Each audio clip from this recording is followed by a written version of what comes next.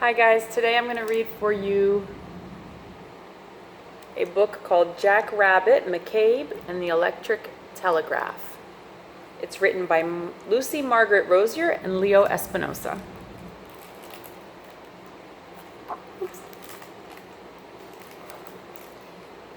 This here is the story of Jack Rabbit McCabe, who was born to run. At birth, his legs were so long they looped like a pretzel, and his father had to add an extra axle to the baby carriage. You see his legs there?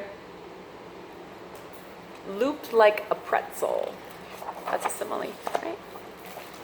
When he was a 3-year-old, his mama dressed him in long pants every morning. But by noon, his sock tops showed, and by 5 o'clock, he was wearing shorts. Little Jack chased whatever would run, hogs, dogs, even his own shadow.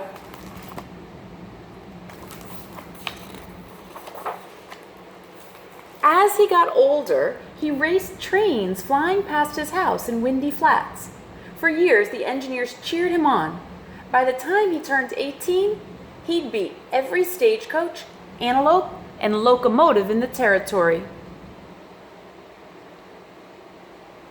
So this is the very beginning of inventions. This would be in the early 1900s, or the late 1800s that this story would be taking place. Perched on the edge of the Great Plains, the town of Windy Flats always counted on Jack Rabbit's speed when a message had to get out fast, like to fetch old Doc Dobbins to patch up some ninny from the Doubledaria Club who fell while climbing up St. Bertha's church steeple.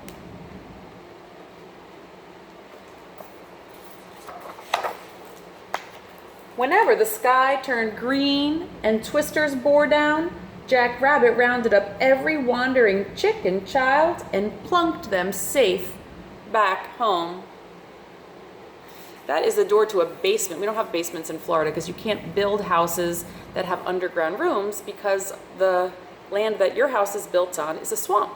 So if you built rooms under the ground, the house would sink. But in the Midwest, most of the houses have basements, and that's where you go to take shelter from a tornado. On Sunday afternoons, he ran in horse races out at the county fairgrounds. Folks who knew Jack Rabbit always bet on him to place first. Since he earned a piece of the pot, he made pretty good money.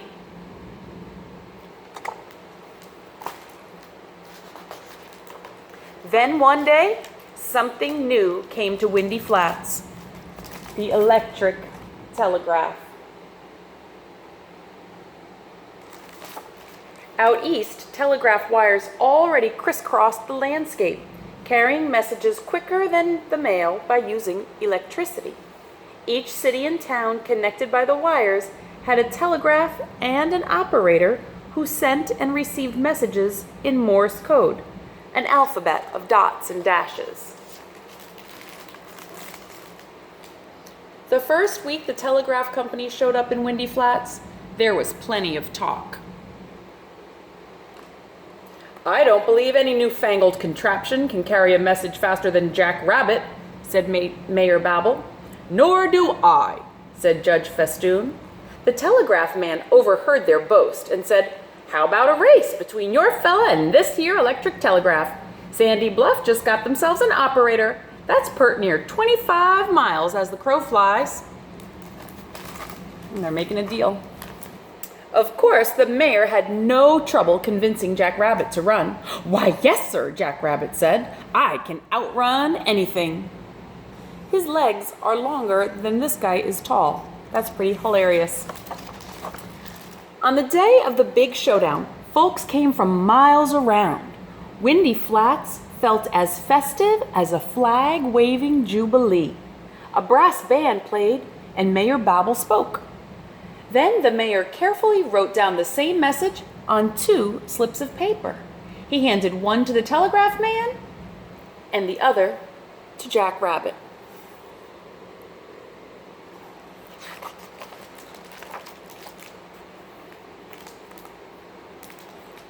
To start the race, Judge Festoon hollered so everyone could hear, "On your marks, get set!" A finger hovered just above the telegraph key. Jack Rabbit leaned way over with one foot already in the air. Go! Down went the telegraph key. Off went Jack Rabbit McCabe. Jack Rabbit pumped his legs, kicking up storm clouds of dust. On the flat roof of the Mercantile, children whooped and hollered as they watched him roar like a tornado down the road and out of sight. The crowd held its breath. In a few moments, a reply came clattering back as that telegraph key jumped and smacked all on its own. The telegraph man quickly read the code and shouted, "Message received. Stop. Sandy Bluff operator." The crowd let its breath go in one great sigh. "Aw, shucks! Where's Jack Rabbit McCabe?" they asked each other.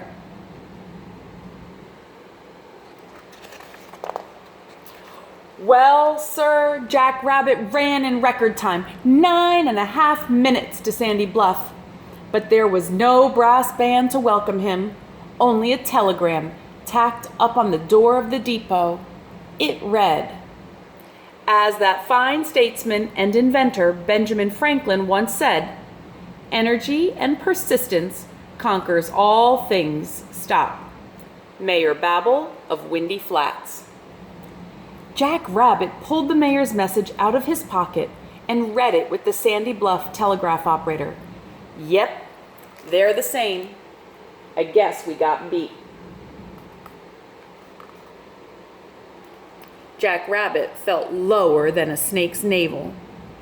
He took a slow stagecoach ride home. He felt lower than a snake's navel. A navel is a belly button. You can imagine how low a snake's belly button must be. Ooh, to feel that low is not feeling so good. Meanwhile, Mayor Babel paced and thought. He was barely listening to the telegraph man's talk till he heard, "Say, who's going to be your telegraph operator?" Suddenly the mayor perked up. "What about Jack Rabbit McCabe?" he said. "If his fingers are half as speedy as his long legs, we're in business." And so, when Jack Rabbit finally arrived in Windy Flats, Mayor Babel was there to greet him. "Good news, my friend! How would you like to become the first telegraph operator of our fair city?" Jack Rabbit's shy grin quickly grew into a face-splitting smile. He jumped up with a big wahoo and ran 6 times around town. So Jack Rabbit sent away for a Morse code book, and when it came, he practiced every minute. Before long, his fingers flew like a banjo player's strumming that telegraph key. Day in and day out, he sent and received messages and, of course, hand-delivered telegrams in a flash. He even teamed up with the local typesetter, who printed the news that came over the wire, linking Windy Flats to the whole entire country. And who do you think delivered the newspaper every morning? That's right, Jack Rabbit, who could run through every speck of town as fast as a squirrel hightails it up a tree and, what's more, land a paper at every door.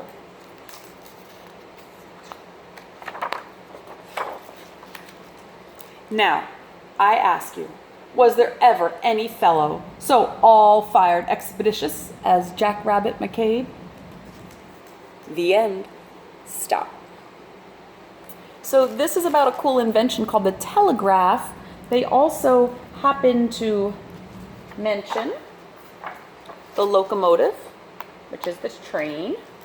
And then they just make mention in the end of typesetters and the newspaper that linked Windy City with the rest of the country.